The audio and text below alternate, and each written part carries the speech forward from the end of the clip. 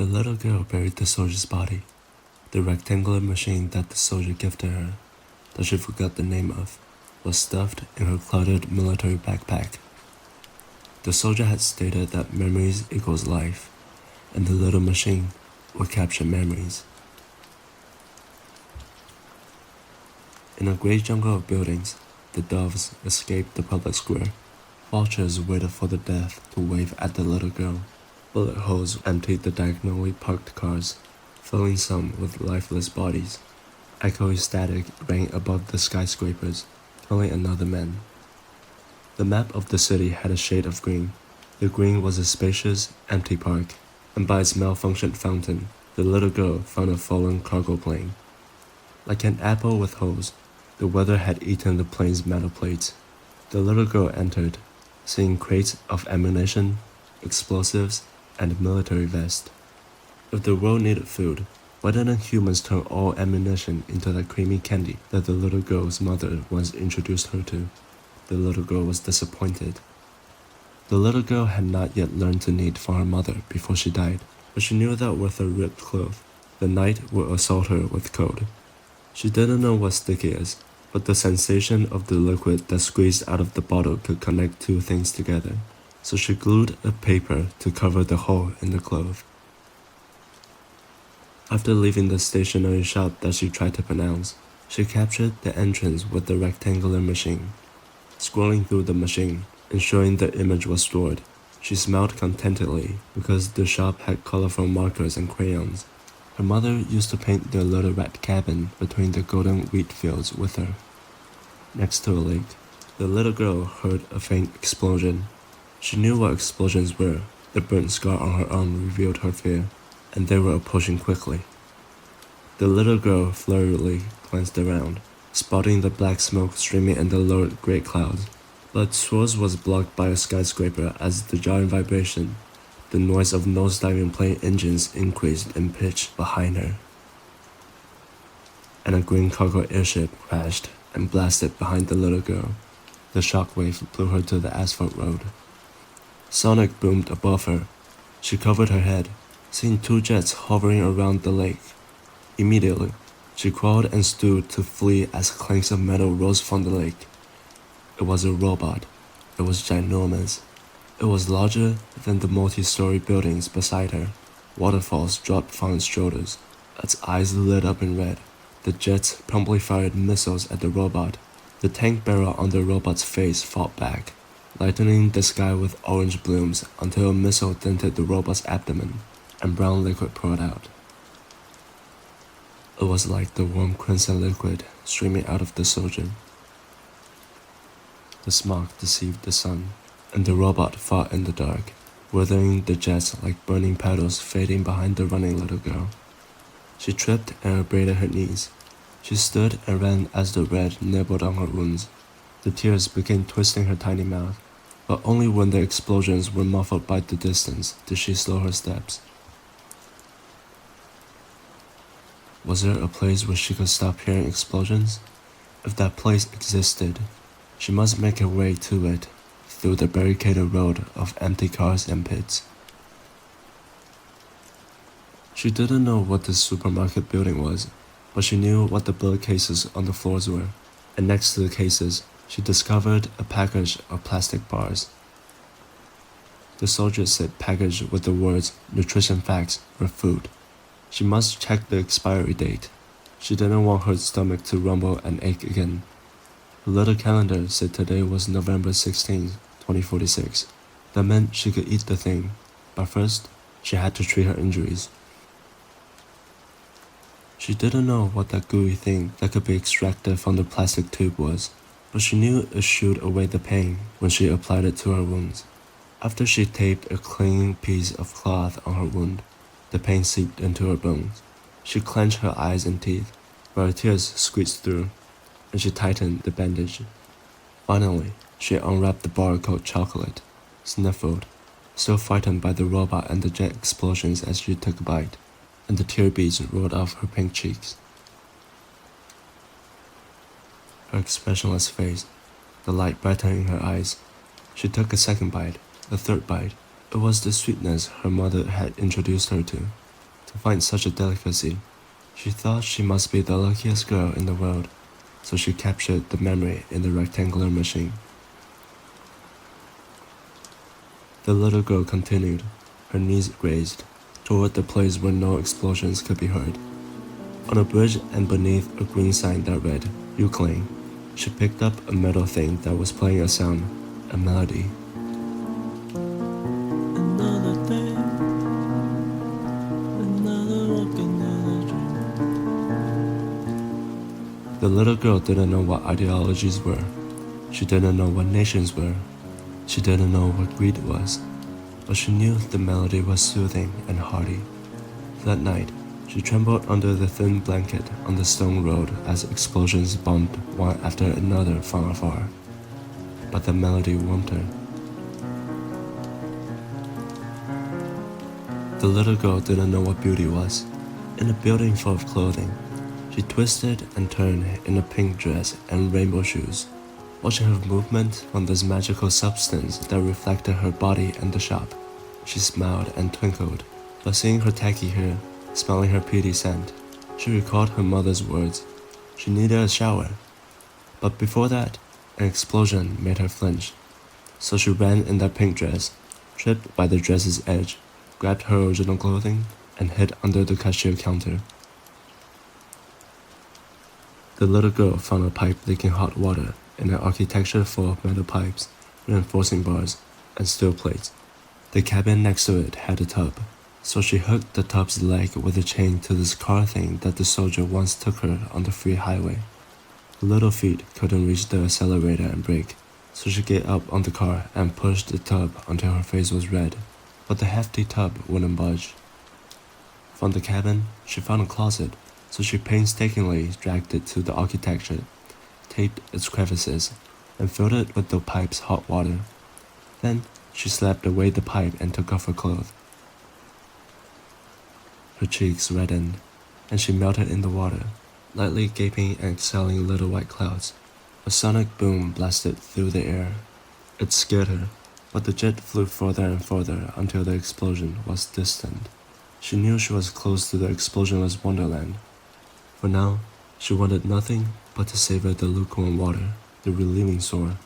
With the melody playing in her backpack, the drifted away worries evaporated with the steam. New plans refilled their place. She was a smart little girl. What was the shape of childhood? Was it hot broth on the table and candies in the pocket, or her mother holding her hand through the wheat field? The soldier had told her that people without memories were not living, but she could no longer remember her mother's face.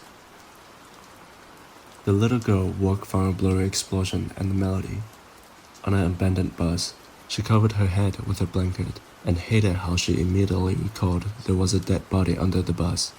She flipped through the rectangular machine until she found the captured memory of her and the soldier. She simpered and hugged the machine. Weeks had passed. The broken highways, the robots with one of the two usual drawings on their chest, the upside-down buildings, the bitter liquid that read 40% that made her dizzy. She froze those memories in the rectangular machine. Week 31 without the soldier. A canned fish was shared by her and the kitty. A boy wielded a rifle as large as him, aiming at her, demanding her to hand over the kitty. He ran away with its flesh after crushing its head with the buttstock.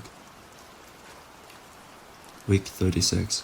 She waved at a woman, but upon a closer look, the woman was kneeling next to the corpse of a little boy. The woman pointed a gun at her own head. The little girl jolted when she pulled the trigger. Week 42. A man shouted at the little girl to leave as he pressed his foot against a tin-like thing buried in the dirt. The man called himself a soldier too, but he wasn't as kind as her soldier. He threatened to kill her if she approached the tin thing he was stepping on. She walked and walked. The man stayed in the same spot. The chocolate bars were in her stomach. She chewed on a rock-hard bread in something called MRE. The melody continued to play. In a hut, she remembered what lay before her. Her mother called it a bed. The bed's wooden flat surface wasn't bumpy, and she camped a pleasing night on it. The explosions sounded like water drops. She knew she was close to that wonderland. Swinging in the flower garden, reading about a little prince who traveled to the moon. Life won't be like this. Intoxicated lone travelers. The little girl woke up to the melody. She wanted to cherish the comfortable bed, so she used the rectangular machine and trapped the bed's picture in it. Just when she planned to continue her journey, the attic collapsed. A corpse fell toward her, and she ducked by leaping away. A swarm of flies scattered. Theodore assaulted. The little girl covered her nose that bumped to the floor, and checked the machine in her hands. The rectangular machine shattered from the fall. She probed and fidgeted. The machine didn't respond. Her elbows rested on her knees, her face in between, and tears dropped onto the wooden floor.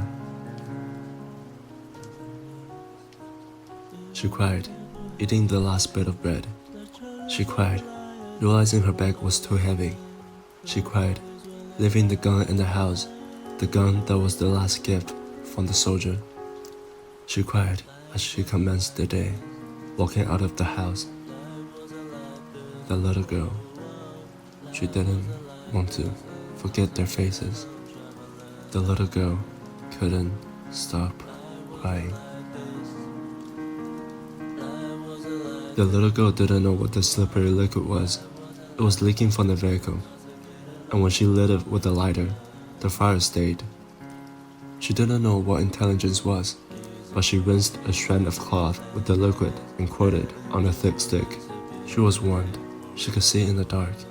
She didn't know what anything was, but little things amused her. Ashes floated down from the sky. No, these ashes were white. They were chilly and melted on her tiny hands. After hours, the white ashes accumulated. And then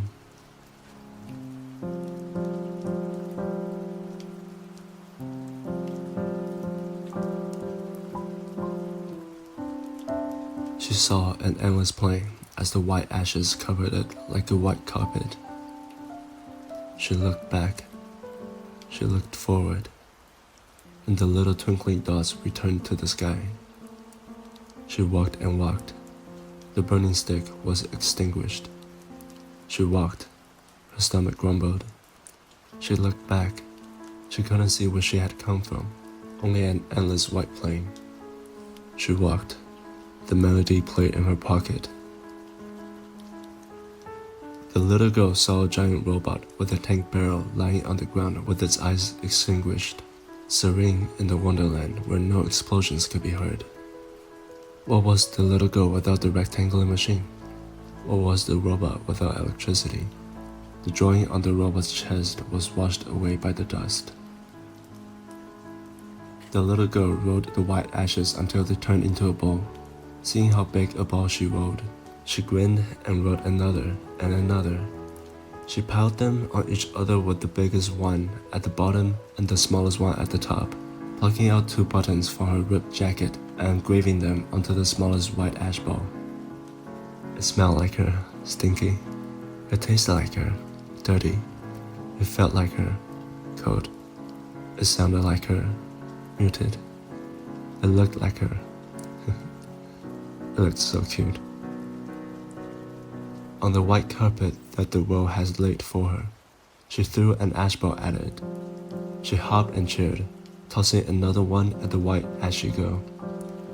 Her laughter echoed in the open field. There was no sound of explosions anymore. Living is the best, isn't it? Her empty stomach couldn't support her chaos anymore, so she slumped onto the snowy ground. Her smile descended, rummaging through the bag that was as large as her after another growl of her stomach. Suddenly, she found a bar of chocolate. How was it there? She must have buried it so deeply in her bag that she forgot she had it. She grinned, blushed, and nibbled on the sweetness, letting it naturally melt and coat her tongue. Sweet, bitter, lovely, painful, comfortable, uncomfortable. She was the luckiest girl in the world. What's next? The little girl didn't know, so she wrapped herself in a thin blanket on the white ash plain, and her eyes were droopy. The soothing melody lulled her to sleep.